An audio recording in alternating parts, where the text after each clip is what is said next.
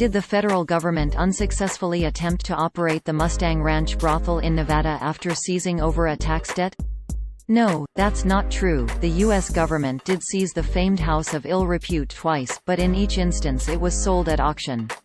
The Mustang Ranch was seized by the government in a 1990 bankruptcy proceeding in 1990 and auctioned off months later.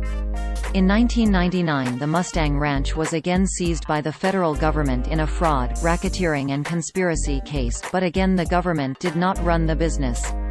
The claim appeared as a post where it was published on Facebook on August 23, 2015. It opened, quote, "Bail 'em out? Hell." Back in 1990 the government seized the Mustang Ranch brothel in Nevada for tax evasion and, as required by law, tried to run it. They failed and it closed.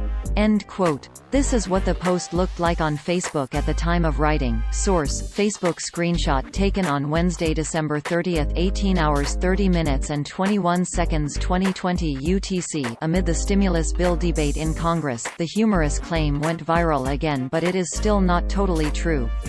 The assertion that the Mustang Ranch was seized and then run into the ground by the federal government was debunked by David Emery, an urban legends researcher who worked for the website About.com and now writes for Snopes.com. Emery reported on the ranch's seizure in 1990 that did not result in the government running the Mustang Ranch. He wrote, quote, "While the intent of this missive is humorous and it makes a worthy point, namely that mixing government and business may create more problems than it solves, it rests on a major factual error. Contrary to what is claimed, the federal government did not attempt to operate Mustang Ranch after it was seized in a bankruptcy proceeding in September 1990. It's true that the feds had planned on keeping the business going until the brothel could be sold at auction, a scheme that became the butt of numerous jokes on late-night TV, but a U.S. judge refused to allow the bankruptcy trustee to assume the ranch's business license.